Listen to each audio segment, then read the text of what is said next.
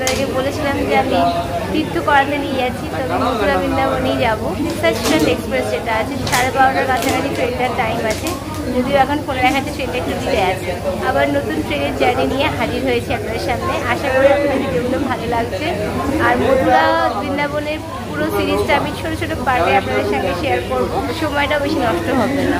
12716 সাচখন্ড, যেটাতে আমি মথুরা যাবো, আর মথুরা থেকে তারপর বৃন্দাবন ট্রান্সফার হব। বৃন্দাবনেই আমার থাকার ব্যবস্থা হয়েছে, অ্যানাউন্সমেন্ট হয়েছে, 7 নম্বর প্ল্যাটফর্মে দিয়েছে গাড়ি। এবারেও আমি যথারীতি এসি থার্ডেই যাত্রা করবো। এই আগে যাবো, এই লিফটে এন্ট্রি করলাম, এবার নিচে নামবো। 12716 অ্যানাউন্সমেন্ট হয়েছে, আমাকে আরও আগে যেতে হবে। B5, এর পরেরটা হচ্ছে B4। এখানেই আপাতত আমি দাঁড়াই, তারপরে এটা অবশ্য আমার গাড়ি নয়, এটা অন্য গাড়ি দাঁড়িয়ে আছে, এই গাড়িটার পরে আমার গাড়ি আসবে। এই নিউ দিল্লিতে টোটাল 5টা লাইন, 16টা প্ল্যাটফর্ম আর 18টা ট্র্যাক কিন্তু ইউজ হয়। খুব ইচ্ছা ছিল মথুরা যাওয়ার, আর আমারও ভালো লাগছে বন্ধু যে মাকে তীর্থ করাতে নিয়ে যেতে পারছি। আপনারা যারা আছেন আমাকে আশীর্বাদ করবেন যেন ভালো করে আমরা দর্শন করতে পারি, আর আমার ছোট্ট ফোনের মাধ্যমে যেন আপনাদের সামনেও সেই দৃশ্যগুলো তুলে ধরতে পারি। আজকে ট্রেন ব্লগটা হোক, এর পরে পরে সমস্ত ব্লগ ছোটো ছোটো করে আমি দেবো। আর দেখতেই পাচ্ছেন সেই দুরন্ত থেকে নামার পর থেকে চেঞ্জ করা হয়নি, তো যাই হোক কালকে সকাল থেকে চলছে। একদম বৃন্দাবনে পৌঁছে রেস্ট নেব।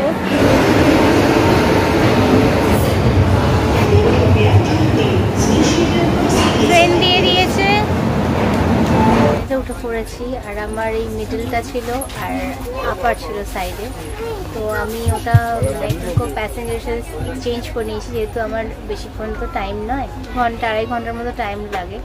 তো যদি লেট করে হয়তো আরও কিছুটা সময় লাগবে, কিন্তু যাই হোক সেই জন্য আমি আর সিটগুলো খুললাম না, লোয়ার বার্থটা এক্সচেঞ্জ করেছি বলে লোয়ার বার্থেতেই থাকবে। আজকে আশা থেকে গাড়ি ডিলে করছে, রাত্রিবেলা কিন্তু দুরন্ত বেশ ভালো মেকআপ করে দিয়েছিল, 1.5 ঘন্টার কাছাকাছি লেট ছিল, বাট লাস্ট মোমেন্টে যখন দিল্লি পৌঁছাই তখন কিন্তু আবার ডিলে করে দেয়। আর এই গাড়িটাও 12:45 এখানে আসার কথা ছিল, 21 মিনিট অলরেডি ডিলে করে দিয়েছে। তো গাড়ি এখন কিন্তু 21 মিনিট ডিলেতেই যাচ্ছে। 1:24 গাড়ি দিল্লি থেকে ডিপার্ট করলো, এরপর 9টা ইন্টারমিডিয়েট স্টেশন, তারপরে ফার্স্ট স্টপ হচ্ছে ফরিদাবাদ। দিল্লি থেকে মথুরা জাংশনের মধ্যে এই গাড়ির একটাই হল স্টপ, সেটা হচ্ছে ফরিদাবাদ। হাওড়া, কলকাতা, আগ্রা কিংবা তুন্ডলা জাংশন হয়েও কিন্তু আপনারা মথুরাতে আসতে পারেন। ট্রেনের সমস্ত বৃত্তান্ত আমি ডেসক্রিপশনে দিয়ে দেবো। আর একজন চিপস বার করছে, আবার ও আবার কোল্ড ড্রিঙ্কস খাবে। খাও। এত গরম বাইরেটাতে, যখন সকালে আসলাম তখন এত ফগ আপনাদের দেখালাম, আমি তো ভাবলাম বোধহয় একটু ঠান্ডা ঠান্ডা ক্লাইমেটটা হয়ে যাবে, বাট স্টিল ভীষণ গরম, মানে বাইরে বেরোনো যাচ্ছে না, আমি জন্য ভিতরেই রয়েছি। ভোরবেলা ঘুম থেকে ওঠা, তারপর দিল্লিতে এসে লাগেজ টানাটানি করা, তারপরে প্রচণ্ড গরম এবং এসির ভিতরে ঠান্ডা, সব মিলিয়ে পেটে খিদেও ছিল, চোখে ঘুমও ছিল, সব মিশ্র প্রতিক্রিয়ায় আমরা এবার যাত্রা শুরু করলাম। চিপস, কফি, কোল্ড ড্রিঙ্কস কোনোটাই বাদ দিইনি এই যাত্রায়। এই করতে করতেই পৌঁছে গেলাম ফরিদাবাদ জাংশন। ফরিদাবাদ জাংশন আসছে, ফরিদাবাদ ঢুকছে। ফরিদাবাদ জাংশন এলো আর প্ল্যাটফর্ম ওদিকে পড়েছে। ফরিদাবাদের স্টেশন করেছে FDB, আর এখানে 7টা প্ল্যাটফর্ম আর 9টা ট্র্যাক লাইন আছে। এটা ছাড়ার পরে 14টা ইন্টারমিডিয়েট স্টেশন, আর তারপরে আমরা পৌঁছাবো আমাদের ডেস্টিনেশন মথুরাতে। ফরিদাবাদের হল স্টপ 2 মিনিট, আর এখন ট্রেন 27 মিনিটের মতো ডিলেতে আছে। ছেড়ে দিল ফরিদাবাদ। ক্লান্তি শরীরকে কবজা করলেও করতে পারেনি মনকে, কারণ মন চলেছে ব্রজধামে।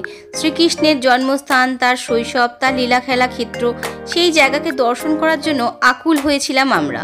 তাই আমার তো হচ্ছিলই আনন্দ, তার সঙ্গে মাও ছিলেন চরম আনন্দে উল্লাসিত। সেই জন্য যতই পথের ক্লান্তি আমাদের বাধা সৃষ্টি করুক না কেন, মন কিন্তু তার দুর্নিবার গতিতে ছুটে চলেছে সেই স্থানকে দর্শন করার জন্য। এই যে কফি খাচ্ছে এবার একজন।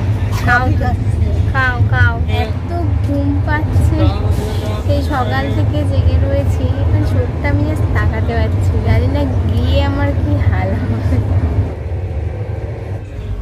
স্টপেজ তো নেই, বাট দাঁড়িয়ে গেল, অত সিগন্যাল পায়নি। থালরুন্ধি।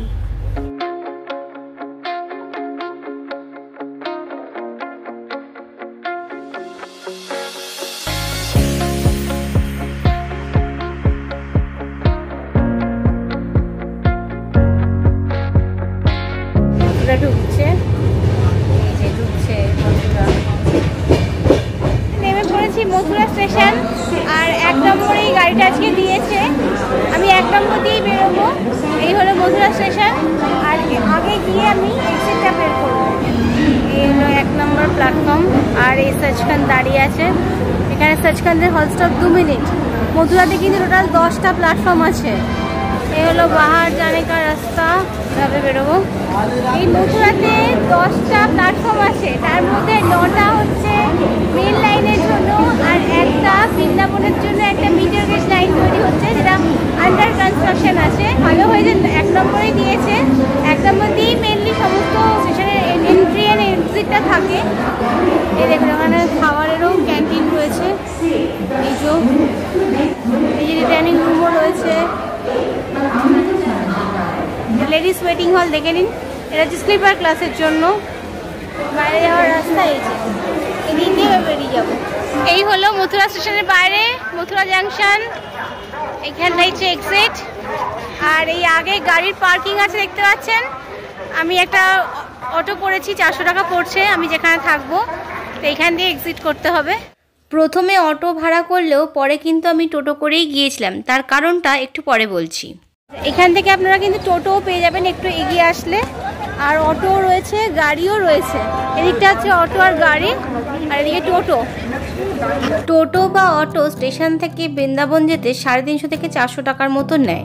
কিন্তু আমার ক্ষেত্রে যখন অটো ভাড়া করেছিলাম প্রথমে, সে কিন্তু আমার সাথে অন্যভাবে আমাকে অন্য রুটে ঘোরানোর চেষ্টা করছিল, মানে আমাকে মিসগাইড করছিল। তো বাধ্য হয়ে আমি টোটো করে আমাদের বৃন্দাবনের যাত্রা শুরু করেছিলাম।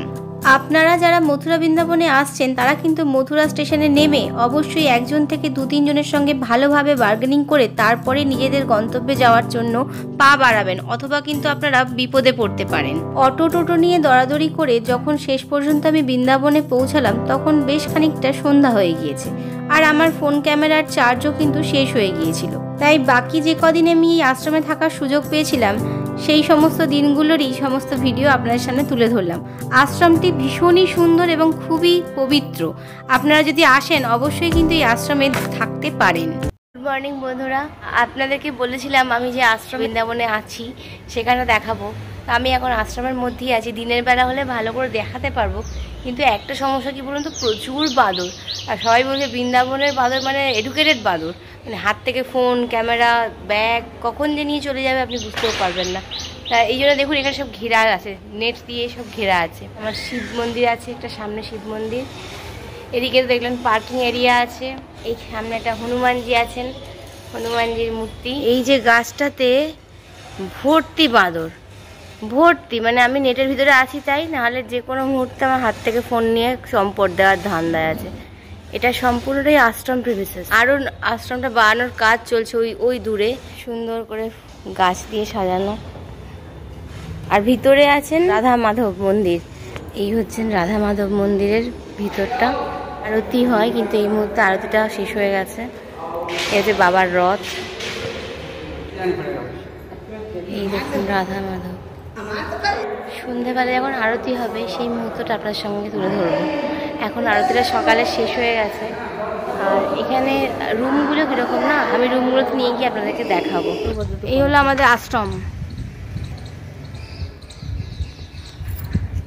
রাধা মাধব আশ্রম। এই হলো এন্ট্রান্স। এরকম সব রুমগুলো রয়েছে। এদিকে কিছু রুম রয়েছে আর আগেও কিছু রুম আছে। চলুন আগের রুমগুলো দেখাই আপনাদের। অনেকটা জায়গা জুড়েই এই আশ্রম। আর বলে রাখা ভালো, এই আশ্রম থেকে বাঁকে বিহারী মন্দিরের দূরত্ব কিন্তু 150 মিটার। পায়ে হেঁটে আপনারা সহজেই যেতে পারেন সেখানে। আশ্রমের সেই যেখানে আমি ছিলাম সেইগুলো সব পরপর রুম আছে। এই হলো আমার রুম নাম্বার 13। এদিকে আলমারি কাম ওয়ার্ড্রপ আছে, এদিকে ডাস্টবিন, এই সাইডে আছে বাথরুম। এই হলো ডাবল বেড, এসিও রয়েছে, বেশ পরিষ্কার পরিচ্ছন্ন। ফ্যান এসি দুটোই রয়েছে, আর বাথরুমে গিজারটাও রয়েছে। দেখুন রুমটা আমি আরেকবার দেখিয়ে দিচ্ছি, ভীষণ সুন্দর রুমটা। এদিকে সাইড টেবিল রয়েছে। আপনাদের বলেছিলাম না সন্ধেবেলা একটা আরতি হয় আর সকালে আরতি হয়। সকালে আরতির সময় তো পার হয়ে গেছিলো, দেখাতে পারিনি। আজকে সন্ধ্যা আরতিতে এসেছি, আপনাদের সন্ধ্যা আরতিটা দেখাবো। এই আশ্রমে না সন্ধ্যা আরতিটা দারুণ হয়।